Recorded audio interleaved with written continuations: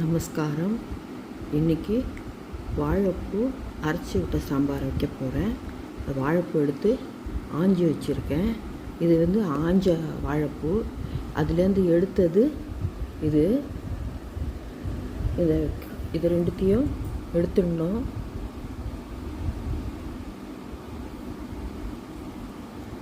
இதுவும் வாழைப்பூ ஒவ்வொன்றிலையும் இதுவும் எடுத்துடணும். அது எடுத்துட்டு இதை பொடியாக நறுக்கி மோரில் போடணும். போட்டுட்டு பருப்போடு வேக வைக்கணும். இது வயிற்றுக்கு ஆகாது. முதல்ல வேகாது, அப்புறம் வயிற்றுக்கு ஆகாது. அதனால அந்த வாழைப்பூலேருந்து அது ரெண்டுத்தையும் எடுத்துடணும். இதை பொடியாக நறுக்கி மோரில் போட்டு அதுலேருந்து எடுத்து பருப்பில் போட்டு பருப்பில் வேக வைக்கணும். காமிக்கிறேன். சாம்பாருக்கு புளி ஊற வச்சுருக்கேன். வறுத்து அரைக்கிறதுக்கு தனியா, கடலப்பருப்பு, மிளகா வத்தல் இதெல்லாம் லேசாக எண்ணெயை விட்டு இல்பச்சட்டியில் அரை ஸ்பூன் எண்ணெயை விட்டு நல்லா வறுத்துன்ட்டு தேங்காவை போட்டு வறுத்துன்ட்டு அரைக்கணும். அரைச்ச உடனே குழம்புல புளி தண்ணியில் விடணும். அது காமிக்கிறேன். புளி கொதிச்ச உடனே விடணும். அது காமிக்கிறேன்.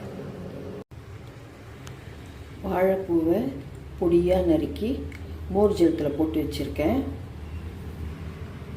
பருப்பு ஊறிட்டுருக்கு. இந்த பருப்பில் இந்த காய் நறுக்கின காயை நல்லா புழிஞ்சு இதில் போட்டு அடுப்பில் மீடியமாக வச்சு ஒரு 3 விசில் 4 விசில் விட்டோன்னா பருப்பும் காயும் நல்லா வெந்துடும். சாம்பாருக்கு நல்லாயிருக்கும். பண்ணும்போது காமிக்கிறேன். இல்பச்சட்டியில் எண்ணெய் விட்டு அடுப்பை சின்னதாக வச்சு ஒவ்வொரு பொருளாக வறுத்துன்ட்டு கடைசியில் தேங்காய் போட்டு அதையும் வறுத்துன்ட்டு அடுப்பை ஆஃப் பண்ணிட்டேன். இது நல்லா ஆறினோடனே அரைக்கணும். புளி தண்ணி கொதிச்சுட்டு இருக்கு. அதில் உப்பு போட்டிருக்கேன். மிக்சியில் வறுத்த சாமான்லாம் அரைச்சி வச்சுருக்கேன் விழுதா. இதை அதில் போட்டு அடுப்பை சின்னதாக வச்சு இதை போட்டு நல்லா கிளறி விடணும். ஏன்னா பெருசாக வச்சோன்னா கட்டி கட்டி ஆகிடும். சின்னதாக வச்சு இதை போட்டு நல்லா கிளறி விடணும்.